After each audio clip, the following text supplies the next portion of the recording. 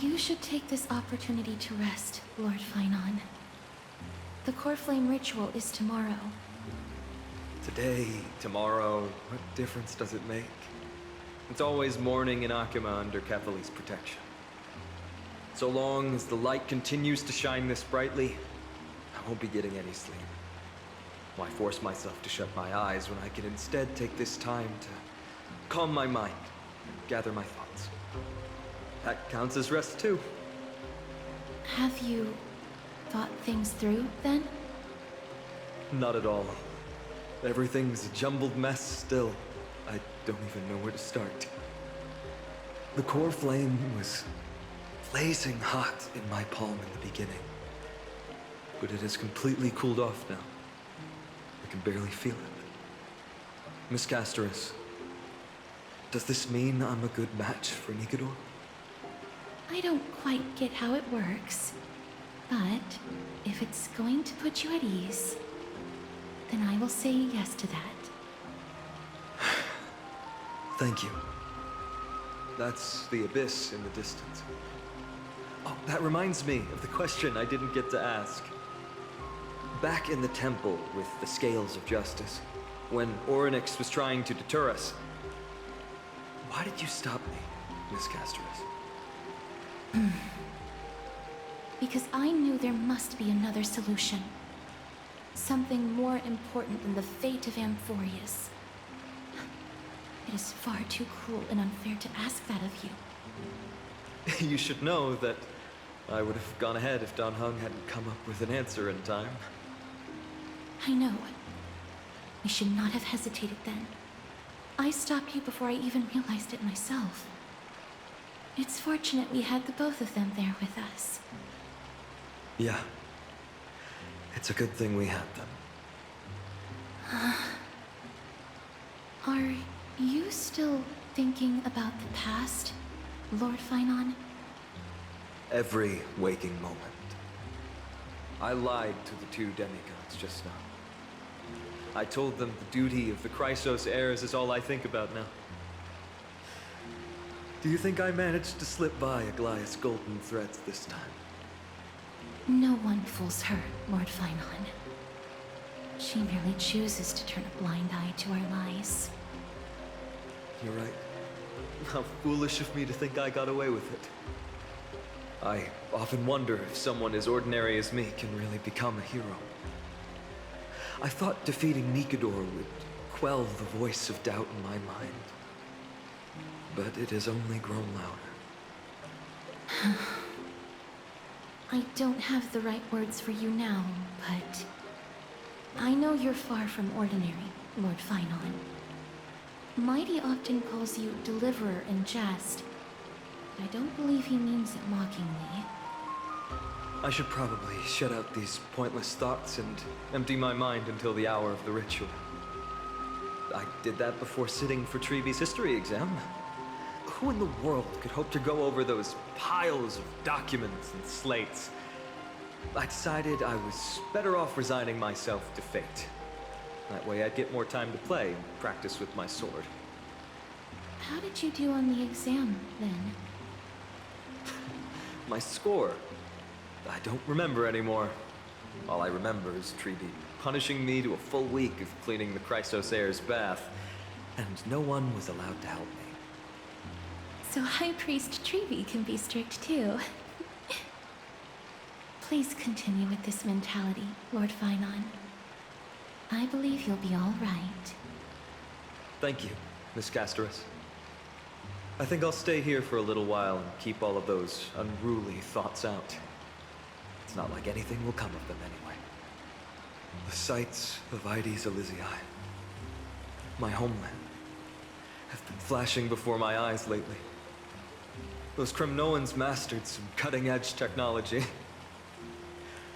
only I could separate my soul from my body too. That way I'd be able to fly my soul back to the comforting fields of my homeland anytime. That's the only place I can be momentarily at peace.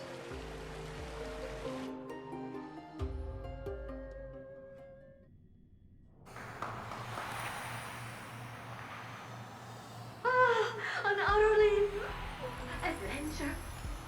Feel free to replace blank with whatever description you see fit. Oh, I bet you're as curious as I am. So, what's going to happen next? Oh, keep it together. All that excitement isn't going to get you anywhere, you know? Why don't you follow me into another tale on the other side of the cosmos? Ta-da! Recognize this place? Herta Space Station. The base of a genius and the cradle of science. Oh, look at all these puppets! Aren't they dearly exquisite? Let's just say I've already heard many others secretly gushing. She looks so pretty on more than one occasion. If you ask me though, they barely did justice to Madame Herta's beauty. Maybe just 10%. No, not even 1% of the real deal. Now, I'm no fawner here, just stating an objective fact. Remember this scene? Oh, it evokes so much emotion in me.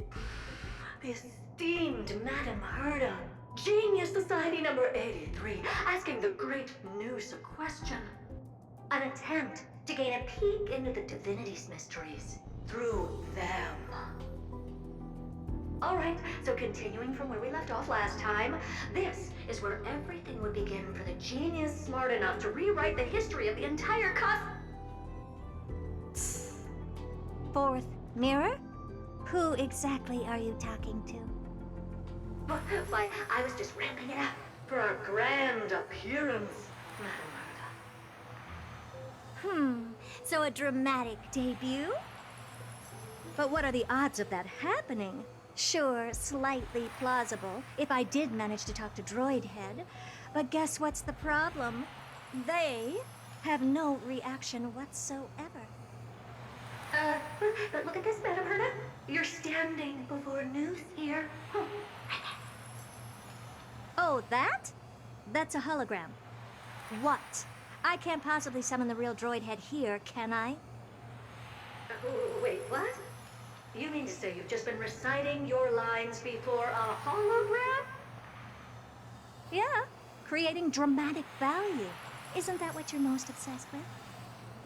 Moving on. Don't try, but you wouldn't even begin to imagine how difficult it is to send a message to Noose. And I went all out for it. Powering the audience system alone required me to reconfigure the energy supply of the entire space station. I had to switch it to hibernate mode before rebooting everything. Do you have any idea how much that costs? How much? How much? I'm not in charge of finance. Go pose that to Asta instead. Oh, you don't know either. Oh. I am Herta herself, the emanator of erudition, and a true blue genius. Why would I be holding the purse strings? That menial task is beneath me. You're absolutely right, Madame Herta. The IPC should really be providing a genius like you with all that you require, so you can freely dive into any research that tickles your fancy. With that said, Herta herself, emanator of erudition and true blue genius. What do you plan to do now? What else can I do? Identify what's malfunctioning within the audience system and fix it, of course. Don't take offense to my candid words, Madame Herta. You may be proficient in many aspects, but is hands-on work really one of your strong suits? I humbly suggest for you to contact Steven instead. Contact him and expose how I shelled out a bomb to send a message to Droid Head, only to screw up everything else? All right, all right. I get it. Good that you do. There. That's the audience systems terminal. Come, walk with me. We'll check what's wrong with it. Aye, ma'am. Oh, but I can't walk. I can only float. What's with your witty remarks today?